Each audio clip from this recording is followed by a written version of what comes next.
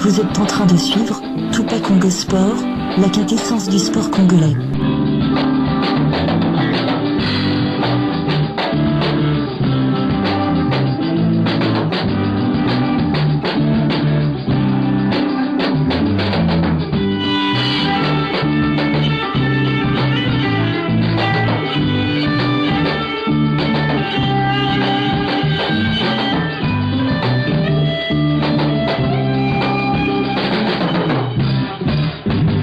Interviewaki na Top Congo. Nai.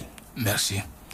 Au moins ndeko nanga boza ba penser sango, boza ba professionnel.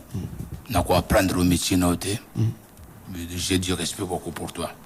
Au moins la prochaine fois, Soki un manager, moi j'étais agent des joueurs. FIFA football, manager des grands joueurs. Pascal fait donner plusieurs joueurs dans ma vie. Un agent des joueurs doit venir avec des preuves. Prévéline Kolobanine. Tant Oyamba qui est d'abord. Non, il a dit avoir de preuves justement. J'arrive, non. Aïe d'abord, il faut appeler au contrat à un joueur. Appeler au contrat naïe Eline Kolobanine. Ce qu'on a contrat, on a, il fallait aïe pas à la carte contrat. Parce que c'est quoi? Quand on est un agent que tu dois aujourd'hui encourir le service, il y a club, c'est-à-dire que le Baka toujours Vita Club, représenté par le président Amadou Diaby, et que le joueur Seydou Mpoye lui-même et recourir le service de son agent, Monsieur Tel. Nulle part, Papa Nanga Jonathan, Tigala Komona, Komboana, Ozotangelanga Wana. Et puis Seydou Mpoye contrat et c'est là qu'il y a mois de juillet. Je ne pouvais pas renouveler son contrat. Vita ne doit pas se donc depuis janvier jusqu'au mois de mai, j'ai payé le salaire de Seydou Mpoye. Contrat na Essilaki. Donc il n'y avait pas. C'est juste là d'ailleurs, il faut transmettre à monsieur Edi Kanko la partie d'ailleurs à l'époque du contrat. Je vous ai transmis officiellement pour voir qu'effectivement, ce que ce manager-là raconte est faux. Vous ne pouvez pas venir passer à la radio, raconter des histoires sur les gens. Vita ne doit pas, c'est donc Poy. C'est pas vrai. Par contre, Vita Club a été correct vis-à-vis de Seydou Mpoye, parce que ce sont des choses privées. Quand un père de famille fait des choses pour son fils, il ne doit pas venir le dire sur le radio. Et c'est un garçon d'ailleurs que je respecte beaucoup, que je salue jusqu'à aujourd'hui. Ces garçons me fréquentent. Alors, et puis n'oubliez pas, je parle même langue que lui. Je parle Chiluba avec lui. Donc, on a résultat match. Résultat match. Lelo, vite à Aza, Nakolo, 75% out. Après match aller. Incidence Nini. Eza Dango, résultat ya vite à Eza Dango vis-à-vis Nayo, Naba partenaire, turc. Baza tant ba moni vite na ba condition ba réclamation ba supporter ba moni ba réalité ti mais miti en Afrique du Sud na ba difficulté nyoso lobi wana ke o nyoso spécial et comme une équipe est gagnée ti ils ont awa certainement beta ki masolo na bango incidence ezanini a résultat wana na ba relation na bino d'abord il faut que d'abord que biso na ibisi bino dès le départ Conseil suprême Aza au courant, comité la section à football Nabiso, to Vandaka, Baebi, nous parlons du projet, on ne parle pas d'un seul match. Il faut que vous compreniez ça.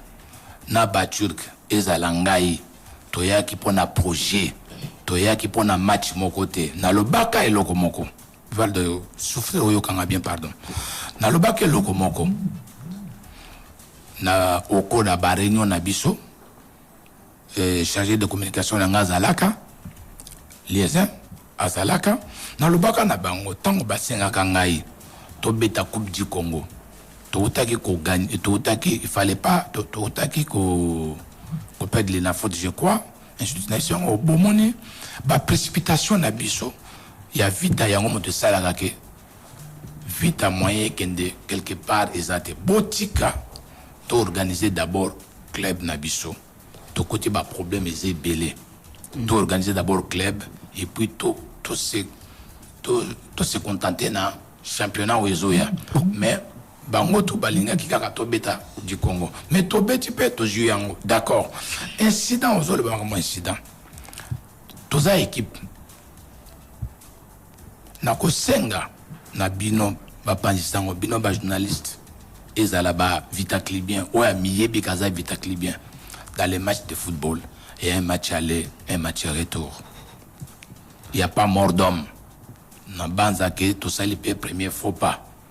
Et le konini to ko ndenge ba tchaki biso de kuna pourquoi pas biso to ko tcha de to tchepe 3.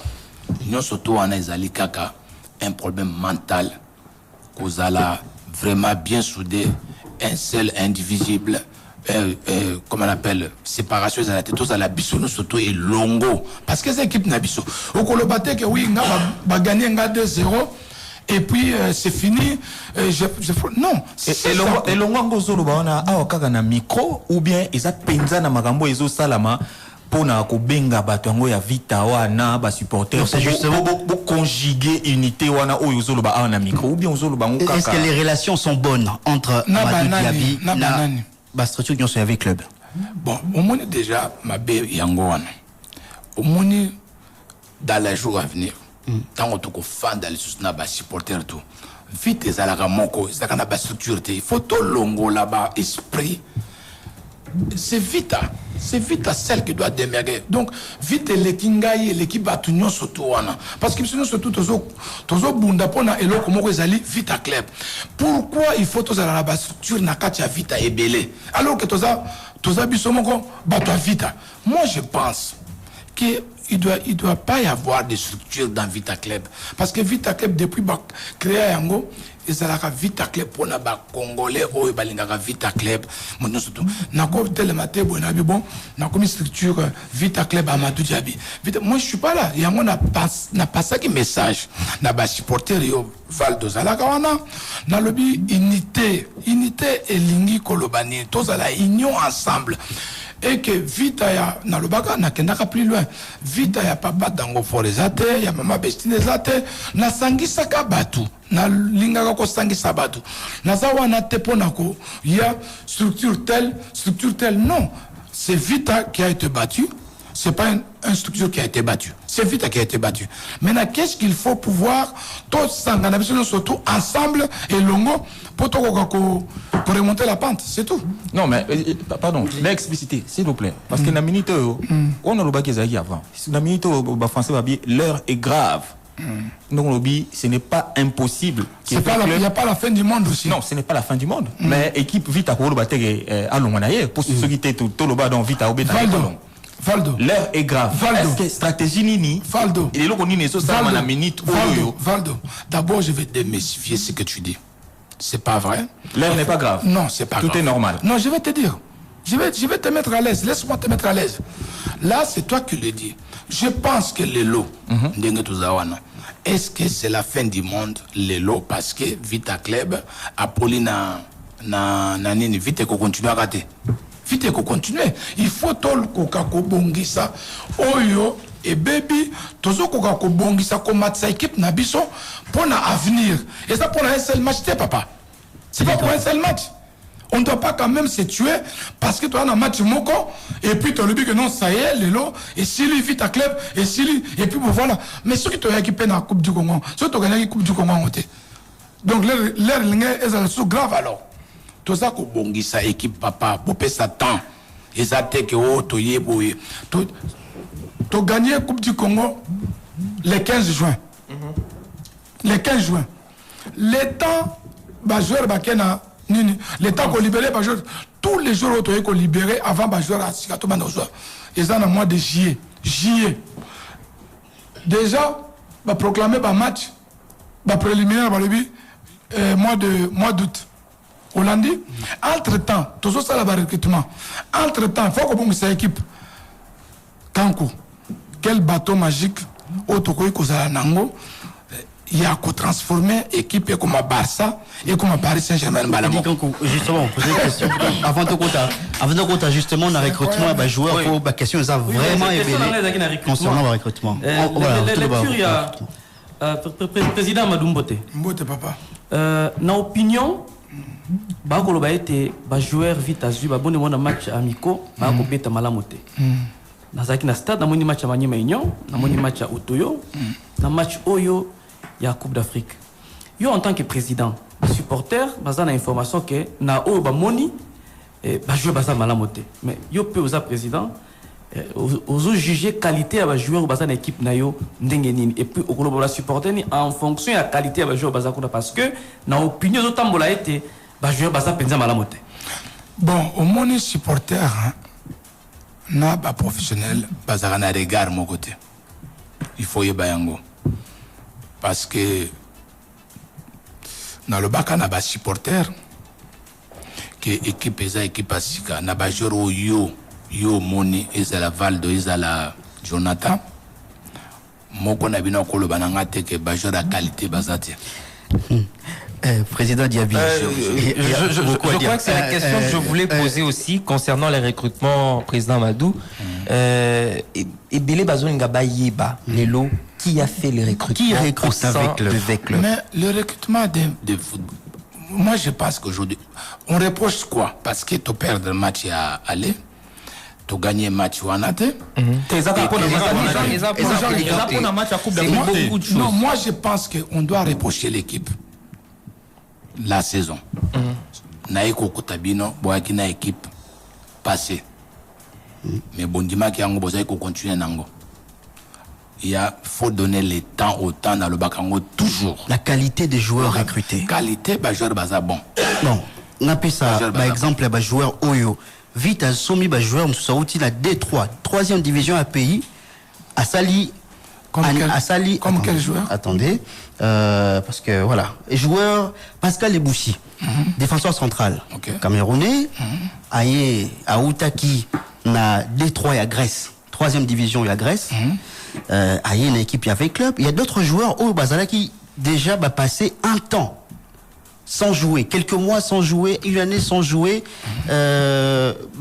Bazal recruté une équipe, il y a AS V Club. Pour parler justement, il y a bon, je vais retrouver le joueur Oyo Bazala qui n'a tant de jeux Moukier, c'était parmi les premiers joueurs Oyo Bazala qui recrutait une équipe, il y a ASV Club, comme Chancel Ndaye, le Burundais.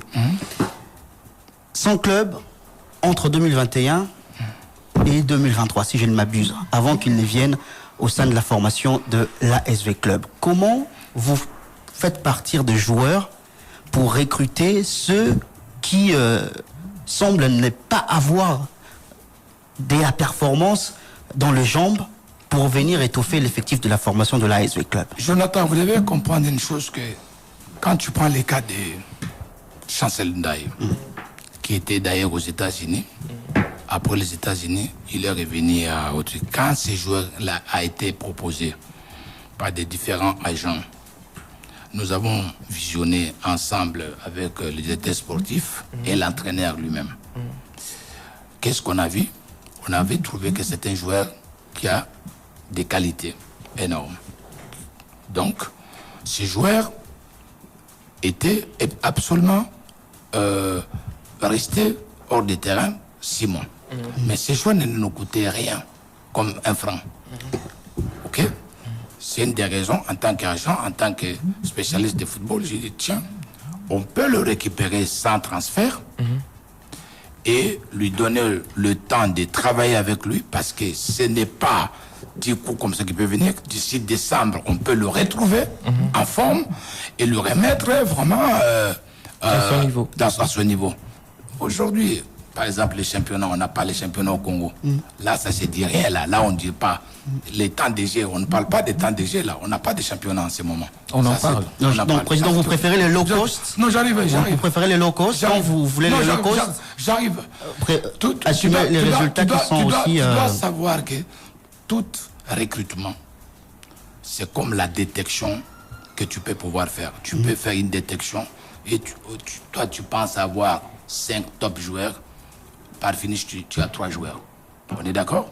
Combien? Donc j'arrive aujourd'hui, je dis il faut laisser le temps au temps de voir le championnat va démarrer. Tout va démarrer. Moi, je pense que ça partit de l'heure de bilan. Pour moi, l'heure de bilan n'est pas encore au rendez-vous. Bilan, on est en noté. Pour Nangaï, beau remettre en cause les joueurs au Baye, à partir il y a championnat Tango Banda. À partir de là, on pourrait s'asseoir un peu, se regarder dans le jeu. Mais Monsieur le Président, vous êtes en train de dire, oui. Vous êtes en train de dire que avec les Batia Pena Misso na Marambo ils ont les Kasiko te. Yango solo bana malobana yo. Non, attention, ba vita clibien, bazana batu oyo ba pesi musala, ba sel bango musala. Ngana zo sala musala. Nazo lamba po makambo ezala bien. C'est-à-dire que koki ba vita clibien, nazo senga ke ba pesa temps na musa soki o muni, bino bo muni lelo. Que onga nazo sala. Et que ça bien te bon. On va tirer les conséquences, après on verra. Est-ce que parmi les joueurs recrutés, il y a des joueurs au coach Abdeslam Ouadou Posaki? La question qu'on a répondu, la question principale, il y a Genoï. Nanyazo recruté Navita. L'entraîneur et les états sportifs. L'entraîneur, il a proposé une liste de joueurs au Bilon pour recruter au Zui. Plateforme et Salama, à chaque fois que joueur, Bazako proposé par joueur, Bangomo entraîneur, non directeur sportif, ça les propositions, Batali n'a posé la question, est-ce que c'est bon pour vous? C'est bon, c'est tout, on part. Parce qu'une équipe de football, tu responsabilises la responsabilité du directeur sportif, l'entraîneur. Président, toi, ça l'a recrutement. Voilà, c'est clair. Oui, je ne vis. Président Madou, puisque nous parlons des joueurs, tu constates que en Afrique du Sud, il y a quelques absences. D'ailleurs, le coach Ouadou l'a dit que il a joué 105 titulaires. Bon, lorsqu'on regarde, on ne sait pas qui est titulaire, qui ne l'est pas pour un premier match officiel. Mais on a remarqué qu'il y avait quand même quelques absences. Détails par rapport, il y a par exemple moi qui est suivi match, il y a avec club un match amicaux. Il y avait par exemple l'absence de Apataki, Edouard Apataki qui n'était pas là. Il y avait également l'absence de Franck Matemba, Naïriti Louvumbo. Est-ce qu'il y a des explications, des raisons par rapport à l'absence, il y a des joueurs en Afrique du Sud? Quand on a modindo à ma soloté, dans le sens que les lots, tous en a adversaire, tous en a secret nabiso professionnel, il y a Vita Club, on a papa. D'abord, tous en awa, ils ont des joueurs, ils ont des passeports pour voyager.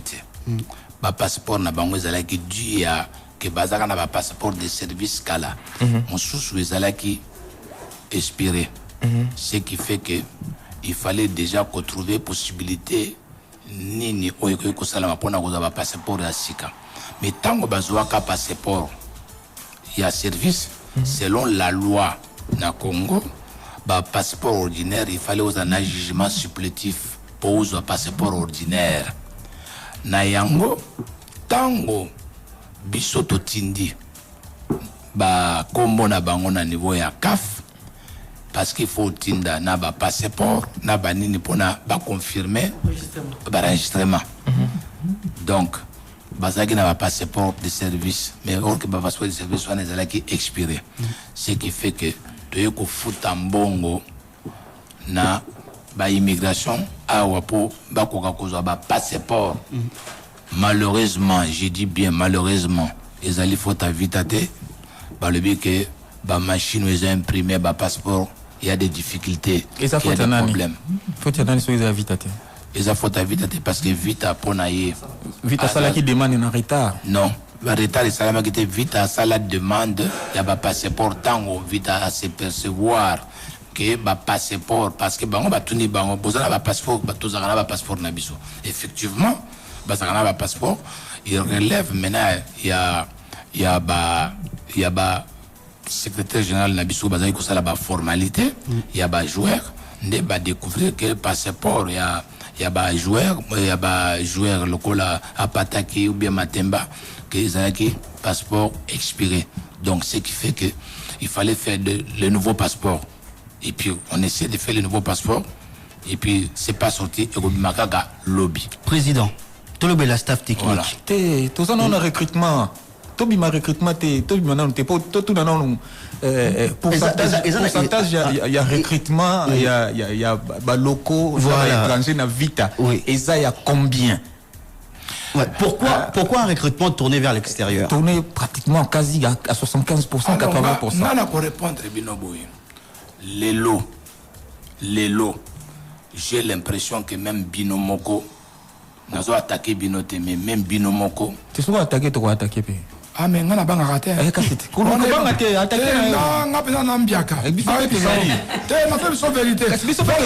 Val de Moutouna. En face à Val de. En face à journaliste Moutouna. Ah, mais non. Journaliste. Oui, c'est pas un problème. Donc, na sala ba interview 3 na vie nanga. Na ya non, c'est une façon de vous dire que ça là laisse na ko attaquer bino na nini po na ibi eloko nini na ko attaquer bino te bino pour attaquer lenga te parce que nazali na te okwa ko tuna naza ouvert. Non, mais c'est juste les mots. Non, oui, président. La question que Ezalaki pour nini un recrutement tourné vers l'extérieur à plus de 80%. Merci. Au moni d'abord constat nazali na football na biso. Ezanini constat le constat est amer.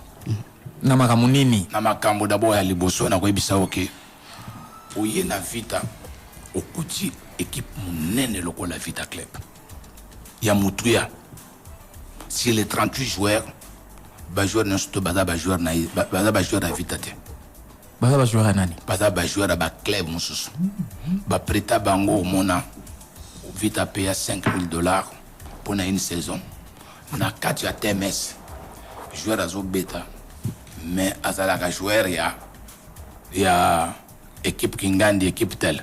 Et ce qui fait que tout soit exemple sur joueur Mwimba. Mwimba azana contrat et pas nabiso il y a 3 ans permanent. Donc Nathalie contrat n'a pas continué à foutre Mwimba tous les mois. Vite à Moutaza ko valoriser Mwimba. Vite à Moutaza ko commissaire la lumière. Entre temps na tango ya transfert na ye komona ke baye balobi ke non azali joueur ya Vita te azali joueur ya Rangers. Moi bien comment ça contrat azali awa c'est bel et bien écrit que c'est joueur de Vita Club na ye côté le mangam na ya kozwa lettre ya fédération en pleine saison tozo beta. Oh, c'est pour vous informer que les joueurs Mwimba Issala, sauf Ferrer, Azali joueur, il y a Rangers, Azali joueur à Vita, ce qui fait qu'à la fin, il doit se détourner dans son club. Alors que le joueur Azana a contrat signé dignement, il y a na Vita 3 ans. Entre-temps, j'étais très étonné. Na kena fédération. Nathalie historiquement. Nathalie que historique na joueur à outil. A outaka na Rangers, a kendaka na Braza. Dernier club na ezalaki club à Brazzaville, Awa. Ce qui fait que dans le TMS, normalement, les joueurs n'appartenaient plus au club Rangers, appartenaient à autre.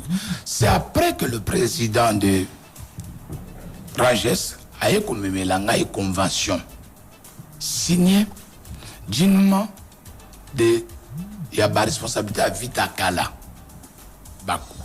Que a payé bango à titre gracieuse, hein, la Vita, et que, comme on appelle, pour une saison. Mais pendant que le contrat est de 3 ans dans Vita Club. Et ces contrats validés par la fédération. Validés par la fédération. Vous vous rendez compte de ça? Alors, je vois là, j'arrive, discussion et Salamaki, il y a eu des interventions des uns des autres, to perdant Mwimba. Le club Moussousou, Moutou, et Kanambongo Wana, entre-temps, c'est Bissou Batosaï qui fout à Mwimba. Vita Club à perdre. De deux, Eli Panzo.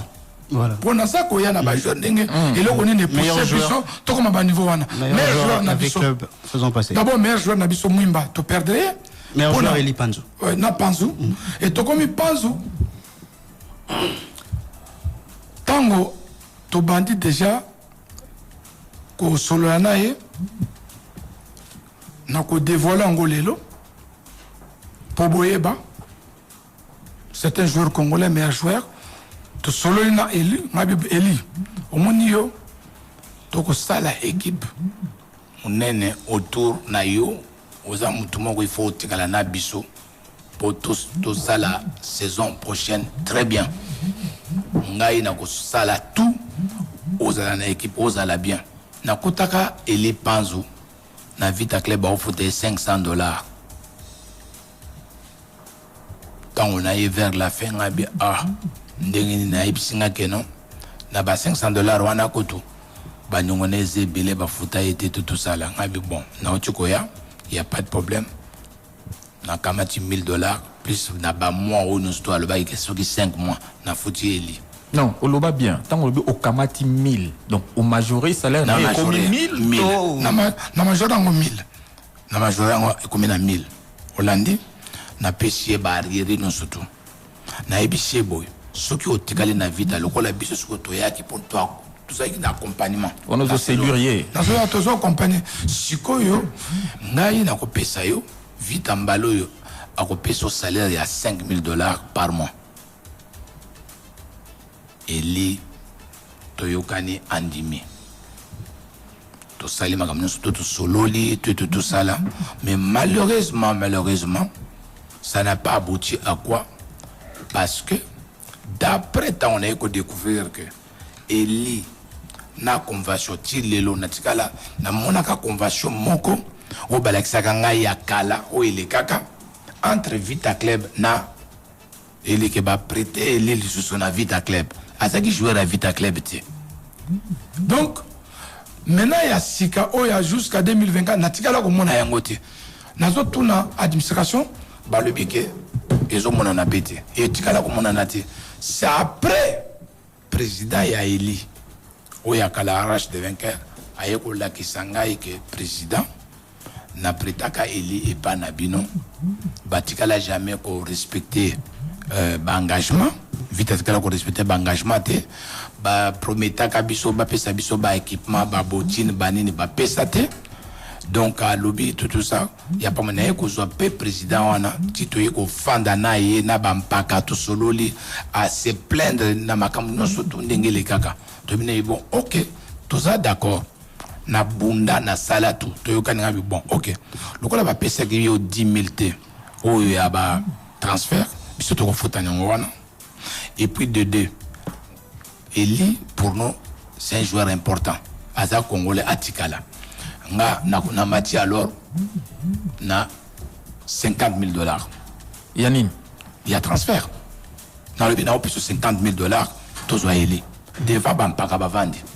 Devant Papa Ingela Vandi. Bah, bisous tout ton dit, mais ok, to yokani. Ote, na ko répondre parce que Bango, bah, j'ai proposition makasi na gang.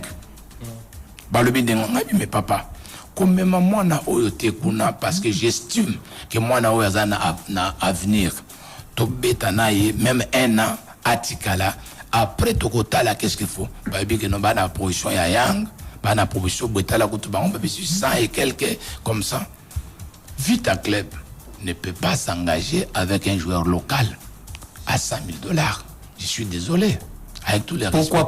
Pourquoi pas? Parce que Vita, d'abord, il faut d'abord tout animer, tout ça là-bas, budget. C'est-à-dire que football et maths. Non, mais j'arrive. Il faut, Valdo, je te parle maintenant en tant qu'homme d'affaires aussi. En matière de football, en matière de Yakobongisa Club, il y a ce qu'on appelle l'organisation d'un budget. Vous votez un budget annuel. Dans les budgets annuels que vous faites, vous dites que voilà, vous vous projetez. Naba, année oyo, tout ça que vous projetez autant. Le deuxième année, vous projetez autant. C'est-à-dire qu'il n'est pas dit que bâtir que ça. Il y a des sponsorings aussi qui vont faire. Les tirs que ce sont des hommes, mais on doit trouver aussi des sponsorings, on doit travailler. Il n'est pas dit qu'automatiquement, parce que bâtir que ça, il faut que vous foutez 1 million, il faut que vous foutez 300 millions. Je suis désolé. C'est une équipe qu'on est en train de constituer. On ne fait pas une équipe avec un seul individu. Je suis désolé. Président, tout le bel voilà. Tout le bel staff technique. T'es nécessité raison pénal finale à recruter en retourner vers l'extérieur. Non, tant que tu gardes les meilleurs joueurs, soit-disant nos jeunes joueurs, les 10 joueurs qu'on avait gardés, nous avons perdu. Et les Panzo. Nous l'avons perdu. Tu as découvrir, Nassima, les sous-sous, que Imanalo Taza joueur et à Vita Club. Il n'y a pas longtemps il y a Renaissance. Pourquoi? Parce que la plupart de nos joueurs congolais, ils ont des conventions signées avec les clubs Vita Club, n'a pas convention, on n'a pas signé, qui n'est même pas homologué des fois à la fédération. Et ça faut n'a pas monté? Ça faut Vita. Landa, oui mais nazala kite papa, nazani. Nga nazo bongisat. Na yo pona ko bongisat. Na yo nazo bongisa. Boye bité parce que na lingara te ko ya ko lobaka faut à tel na banda ko loba bilobela, je préfère naza président naye na bongisa kaka to continuer. Ndenge tozo ko balelo boye. Na bandite to ko kuta ta grand de sable te na makambo oyo zo sala. Awa yo zo loba yo mo santu, ozo ndepena ke nazo bongisa, nazo sala makambo nyonso na limemia. Valdo, na yebisho ke na kuti 1 franc na Vita Club te. D'abord, au audité ngate, au pesinga mbongo moko te, je fanatique moko pesanga mbongo ya Vita azate. Ça c'est un. De deux, il faut quand vous parlez, laissez les gens parler. Ou c'est pas la peine de allez-y. Ou c'est pas la peine de m'amener ici pour parler. Parlez, allez-y. Alors, attendez que je vous réponds. C'est les supporters qui ont besoin d'écouter ce que je suis en train de dire. Donc, et ça dit que vous avez la Katia Club, tu viens trouver entraîneur à mon arababilo kwanason. Ayo côté de comme mon ake. Imanalote, Ikangalombo meilleur joueur na biso. Aza ko partenaire na Vita Club te. Ba joueur tout congolais oya meilleur joueur aba congolais. Mon côté oya akoy ko lo banake aza joueur à Vita. Ba on so ko convention une saison. Il y a jamais 2 saisons, il y a jamais 3 saisons. C'est clair, tu peux passer à mon bureau, tu vas regarder. Non, si, c'est désolant. Je comprends. Naebishon de Gonanga, Natikala jamais comme mon. Comment vous pouvez imaginer un grand joueur comme Ikangalombo, qui est notre joueur. Moi, je compte beaucoup sur ces joueurs-là. Autant la convention est comme il à la dernière minute. Moutoumoko a la convention, mon côté, n'a club de la raté. Il y a beaucoup de problèmes dans le Vita Club. Il y a des gens qui ont recruté pour jouer à Libanda. Tant on est en danger. Les joueurs n'a pas d'abord. Maintenant, si on a une situation de makas, Nakuta, Boyo, Jonathan, saison passée, toi qui n'as pas joué dans Vita Club étranger. Le coup là, il y a et Zalai quelques jours à Vita Club. Non, aucun des moustiques. Nazar, on a posé ma question. Non, comment on peut passer?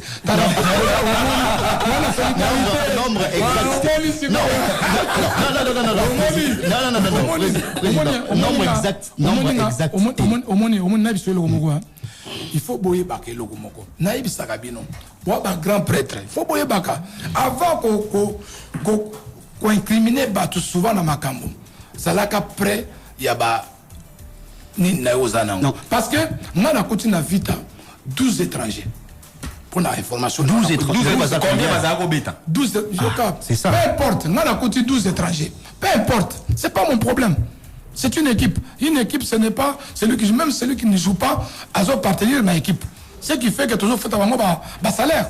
Ceux qui basent qui je suis désolé. Donc, ce qui fait que Bazaki 12. Na 12 wana pour na biso Nathalie, quand on a posé question, on a posé la question à bas supporters. Na dit mais ceux qui zaki bino, ne bo sengare non ba joueur bazate. Beaucoup garder comme des joueurs.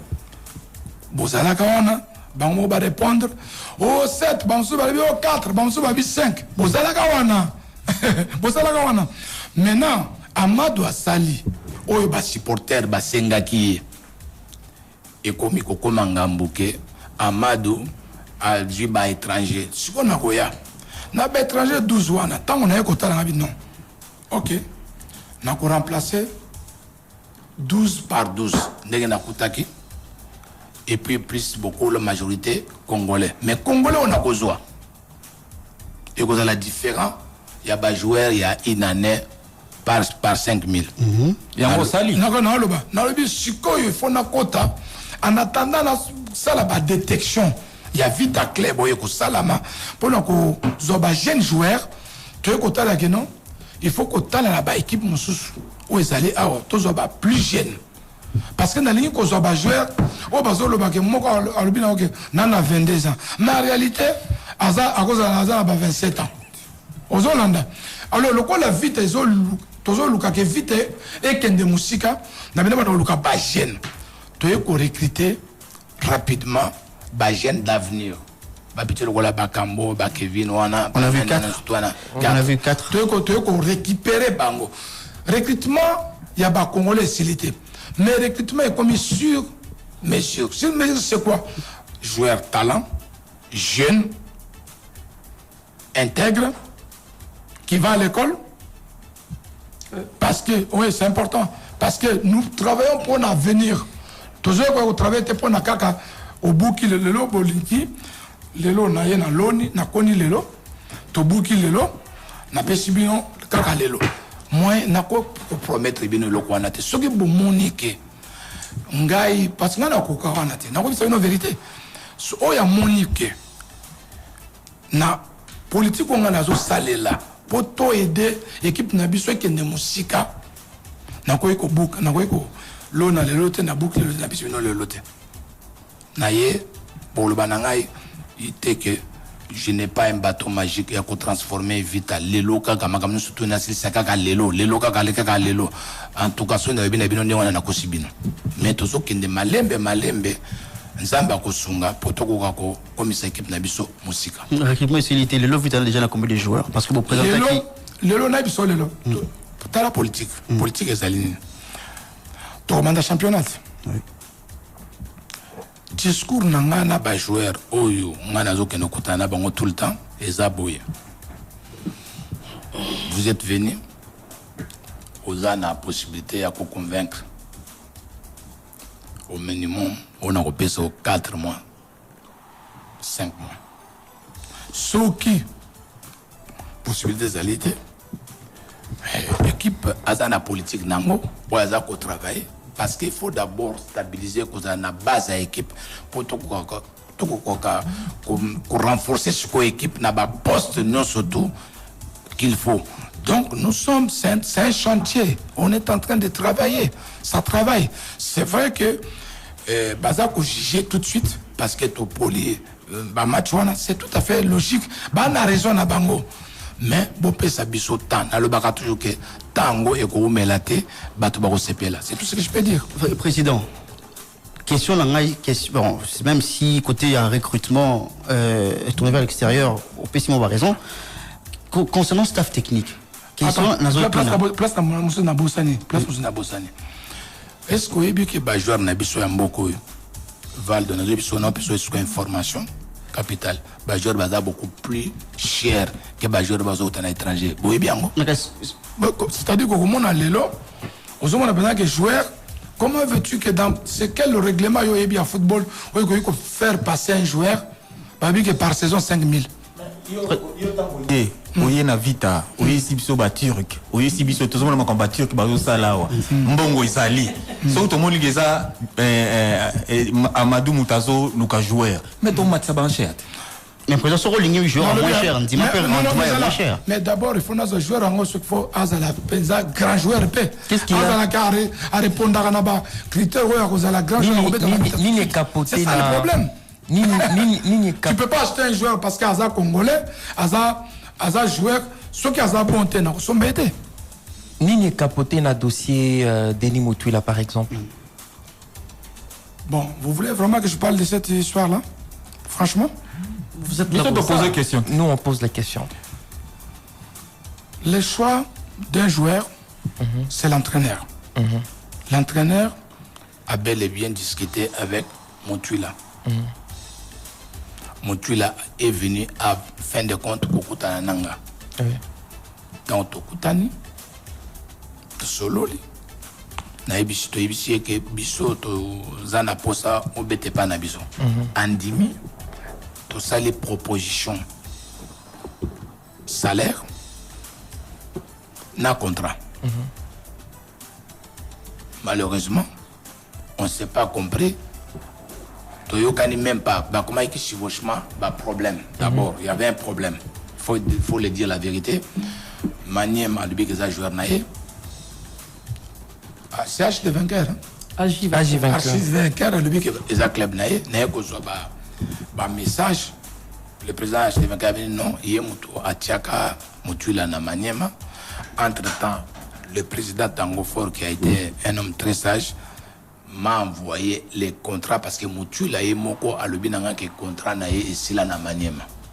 Yé moko sur le bananga ndimana et tant que sur le bananga qui contrôle cela na manière vous assure parce que là il faut na contrôler pour na tous les problèmes té na yeko benga président Tango Fort moto ayeko éclaircir nga penza vérité que aza sous contrat na maniema ezali papa Tango Fort atindelinga i contrat ezala na katiani ndenga signa.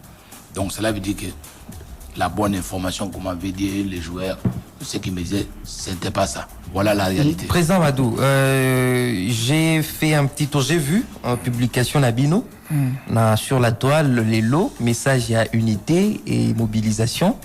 Naba supporter Nyon se pour un match à dimanche, vous avez publié ça, je crois, dans le compte Facebook Nabino. Et je n'attendais pas commentaire ébélé. Il y a certains supporters qui font des captures avec la photo de Jean-Florent Ibengue. Bazo réclamé Florent Ibengue, puisque peut-être on a déjà dépassé le dossier entraîneur, mais on va revenir sur le staff. Vous pensez à un autre avenir sans le coach Wadou au cas où un jour accueilli? Parce que Bazo réclamé vraiment Florent Ibengue. Parce que Bazo réclamé le départ, il y a coach Wadou.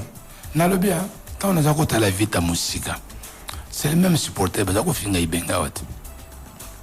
Les mêmes supporters. Bafinga Kayawat. Ngana mona ba image l'équipe internationale. Bafinga maman naïe. Et la vérité c'est ce que le même toujours réclamé Ibengue. Vous comprenez? Au moins il faut tout ébarquer le côté lingi. Ou tolingi vita ou tolingi vita te. Ce que ça supporter ya solo. Olinga vita, au commissariat vita. Qu'est-ce que tu dois faire? Dans le malheur, dans le bonheur, les équipes nayo. Tokinga kana stade, nga constat Nathalie. Vita iko banda match sikoyo. Équipe continue même pas na 10 minutes d'abord.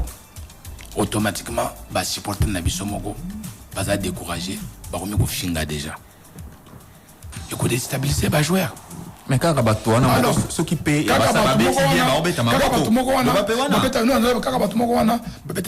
cela veut dire que nazo comprendre pasi na bango mitema na bango yango na lobaka tous les jours nga nazali molobeli na bango nga nazala ambassadeur na bango na ya vita nazali le seul président oyo andimaka ba supporter ba benga na téléphone naza ko répondre bango nazo bisa ngo bo calme naza l'un des rares na yaka vers bango pona ko lobela bango nga na ko senga bango Valdo.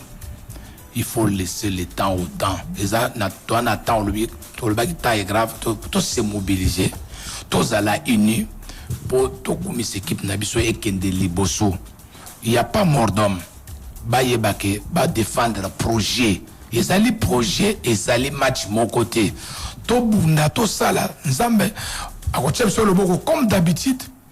To kuki ko gagner équipe wana et puis to se qualifier et puis ba sepeli et le kona zo senga yango wana. Siko Florent Ibengue pona ko ya. Lelo Flora Ibenga dans le club naïe. Al Hilal. Azakuna, Azo travaillé. En tant que Natol Barobia a fait un contrat. Donc, on comprend. Yomoto le binengwan. Yomoto le binengwan. Yomoto le bi. Yomoto le bi. Président, question sur staff technique. Pourquoi Pascal Grosbois, na coach, il y a gardien, bah, s'est retrouvé qui n'a gradin, na match contre Stellenbosch en Afrique du Sud? D'abord, il faut ébarquer. Il y a une confusion que vous n'arrivez pas des fois à comprendre. En haut, ça peut bien de vous poser une question. Pascal Ayaki, Ponako Zala, spécialiste des coups francs, Naba, co-organisé équipe Pro D, où il y a Vita, où il y a Tokotian en place, et puis na expérience na où il y a Zalaganango. Donc, Pesaka déjà combo il y a Abdes na coach Raoul Ezalaka comme assistant. Donc coach Raoul assistant. Et Kendaka. Mais naba selon kokoma bakomaki nakati ya nini bakomaki pèle sous assistant. Donc ils ont fait une erreur au départ de là qui doit être rectifiée pour nakati azalokola donc spécialiste de coups francs direct, il peut s'asseoir sur le banc, mais on peut pas. Donc ça. C'est pas parce qu'ils n'ont pas de diplôme. Non, il faut boyer bakango. Lelo pourquoi ba mindele ba tchai système ono ba diplôme ba boya ba diplôme na biso na poto Holandi ba diplôme lelo ko ba boya ba diplôme na biso antanya na biso ko vanda na bante biso pe to yeko sala biso pe c'est-à-dire que café ko sala lo moko ke bango pe soki bazana diplôme puisque ya biso te moyen ba ko zana ba ezati c'est la réciprocité, donc ça n'a rien à voir des questions de diplôme, non. Bon, on va marquer une petite pause publicitaire. On va se retrouver tout juste après avec le président Amadou Diaby pour parler d'un autre sujet. Restez avec nous.